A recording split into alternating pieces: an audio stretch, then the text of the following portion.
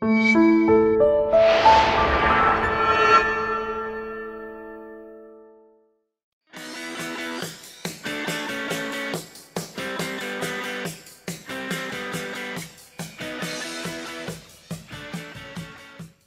everybody and welcome to another review, and this time we'll be talking about Essential Captain America Volume 2, which covers Captain America 103 to 126. The big thing in this particular volume, the big first appearance, is Falcon. This book doesn't have a lot of his character. He only shows up maybe 2-3 times max. And you don't get a lot of their partnership quite yet, but you get the foundations of it, and that'll happen a little bit more when we get into volumes 3 and 4, when you get to Steve Englehart's run, and when you get to Falcon becoming Captain America temporarily. And the book gets renamed Captain America and Falcon, and that's all later down the line. So as for this, I again hesitate to call this a review the same I did with the first volume and with Batman Chronicles, because it's more of just kind of retrospective. There's very little you can say in ways of good and bad, because the stories are so simplistic. And I mean, you could individually go through it and say this is what's good about the issue, this was bad, because there is still good and bad comic writing, even in the 60s and 70s. But the way this collection is designed, and the sheer amount of issues you're talking about at a time, just lends itself to more of a talking about the vibe of the book as a whole, and whether or not it's able to properly convey that, as opposed to breaking down individually plot and story and character stuff. Because this is still in the designing of Captain America's personality. This is still in the phase of, we don't know who this character is. And part of what I love about Stan Lee, Jack Kirby, Gene Colan, Jim Steranko doing this run is they don't know who Captain America is. They don't know who Captain America is, so Captain America doesn't know who he is either. There's a really big moment here where Cap's walking around in costume. He says, "Who is Steve Rogers?" Because he only mattered after he got the super soldier formula, and then he just became Captain America. And he even sleeps in Avengers Mansion. He's a superhero 24/7. Who is Steve Rogers? Steve Rogers never got a chance to have his life. And now he's got a chance with Sharon Carter. But for that to work, they both have to quit. And he has like a double standard thing of, well, she has to quit S.H.I.E.L.D., he gets to keep being Captain America. And he realizes really quickly, well, why can't I put down the Captain America mantle? What's driving me forward? It's more than just the book needs to be published on a constant basis. Who is he? And I love that there's like a meta connection going on between Stan Lee, Jack Kirby, and Steve Rogers, as to they're trying to define who he is collectively. So there's a plot line here where you get the Captain America secret identity kind of recrafted, where Steve Rogers gets to fake his death, and then he lives in like a smaller shoddy apartment and kind of dyes his hair and becomes like a different person.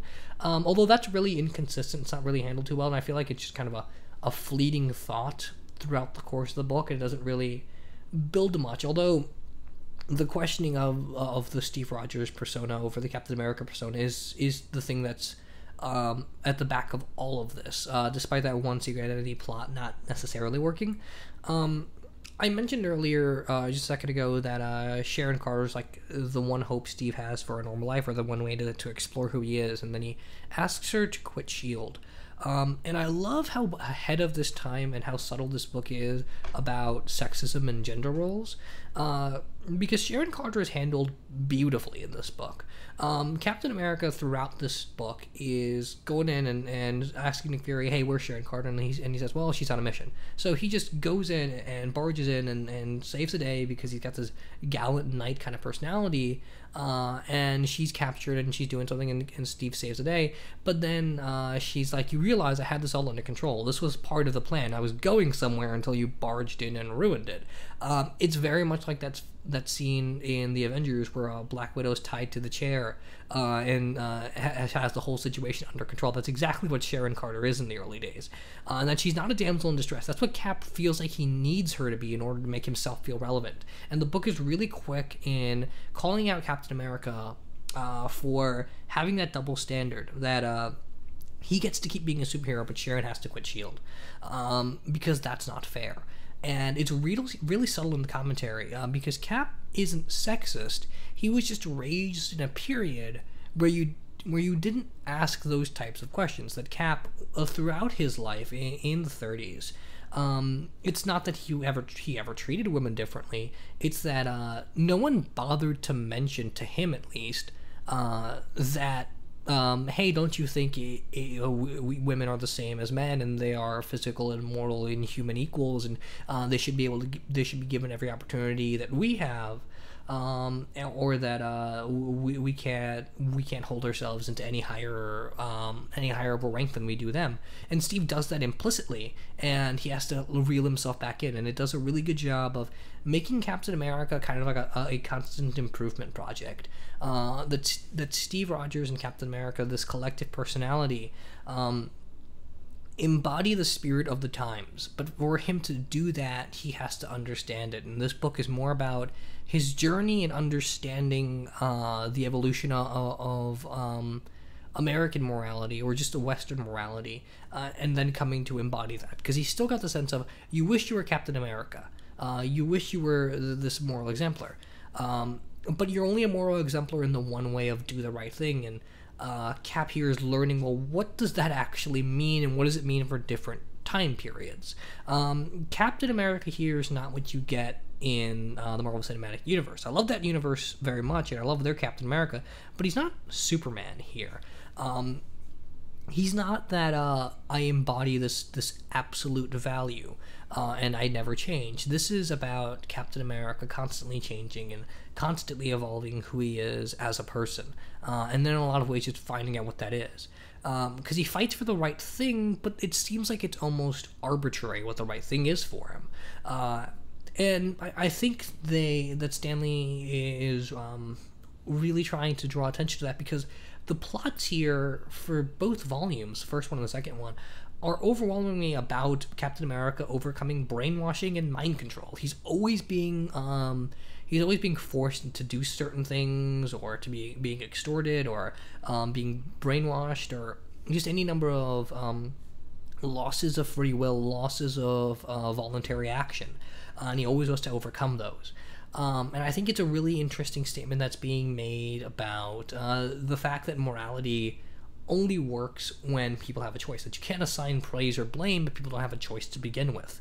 So he's constantly overcoming brainwashing, and it's a good statement of Cap is the guy to do that. Cap is the guy who can make a choice, and therefore we can judge him as right or wrong. And then people have that naturally. But because Cap is able to overcome it, we look up to him from a certain degree.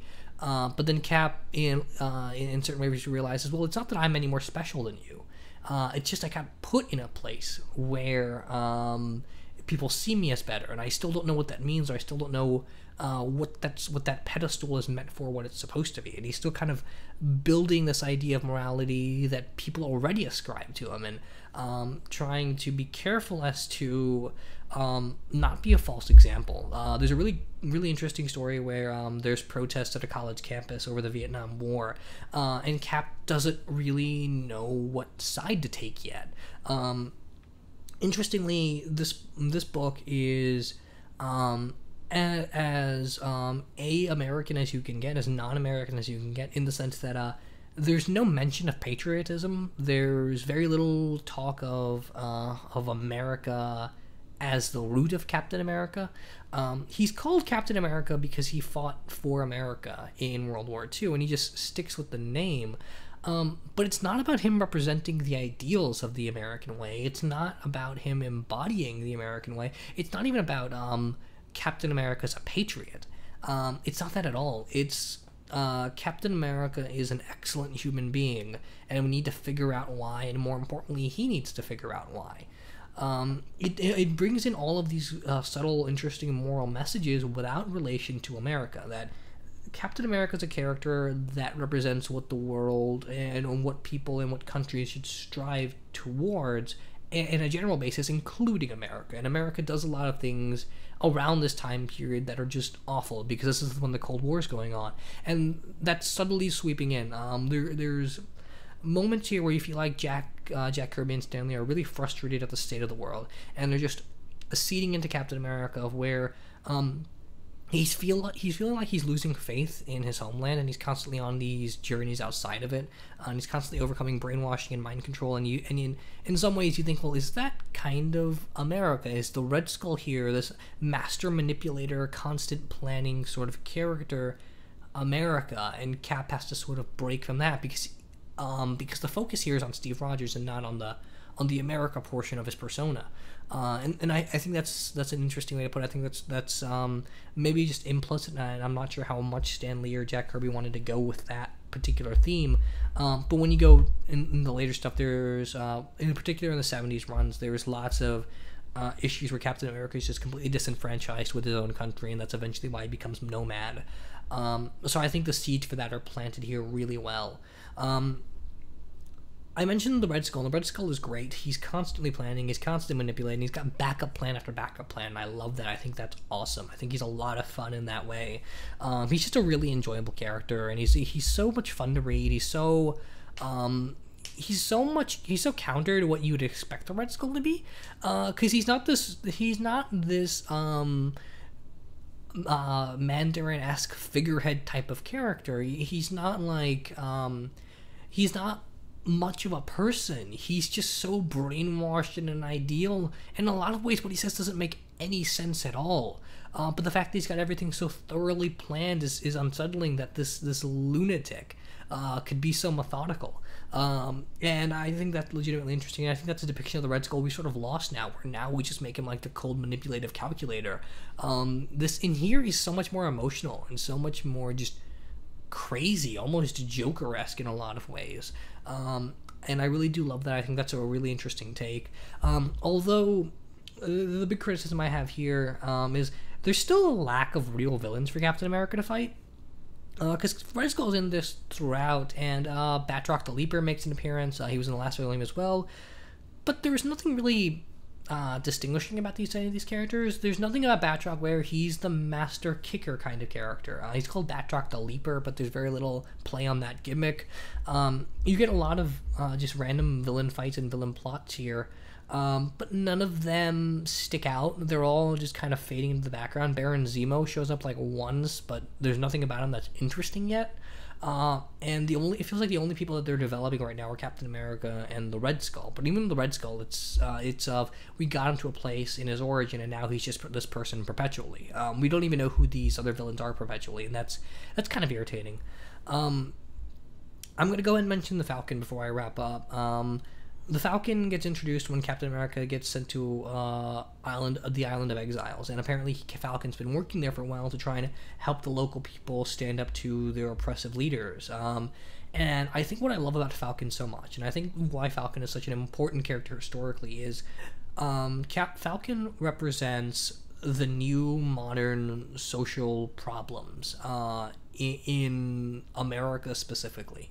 That if you lived in the worst situation you could in America, Falcon's here to kind of highlight you. Not that he's experienced all of it, but he's the one that knows of it. And so he keeps Captain America's ear to the ground the same way Green Arrow does with Green Lantern. And I love that it's kind of like a buddy cop feel for them as well. Falcon gets trained by Captain America, and they become really quick, fast friends, just like in the Winter Soldier film. And they're both able to relate to each other because they both want a better world. It just happens to be that Cap is trying to figure out what that means, and Falcon's already got it figured out, and he's trying to spotlight that for Captain America right now. They're not partners yet, and I can't wait to get to that stuff because I'm sure that's going to be really interesting. But as of right now, they're sort of necessary for each other. That Falcon needs someone to believe in, Captain America needs something to strive to better, and they give each other that, and I think that's great. Also, interestingly, Falcon is not written like he's black, and what I mean by that is there's never an attention drawn to the fact that Falcon is black. There's no mention from the Red Skull about the race. There's no mention from Captain America about the race. There's no mention in the context of the book about the race. Falcon's just a character. Falcon's just a person. Falcon is just a guy trying to make the world a better place, and I love that. It's just like the Sharon Carter stuff of there's no mention of sexism. It's just all implicitly there of Look at how weird the world is divided between sexism and racism, and here we have a story where we're dealing with all those issues and we're telling you what the world ought to be without ever using the words sexism or feminism or racism, or black or any other ethnicity or whatever. Falcon's just a guy, and I love that. It's really encouraging to read that, because part of my problem with the Rick Remender Falcon Cap stuff is that there's just too much attention drawn to the fact that he's Falcon trying to be Captain America as opposed to just writing Falcon, because Falcon's a great character in his own right, and I think this is the proof.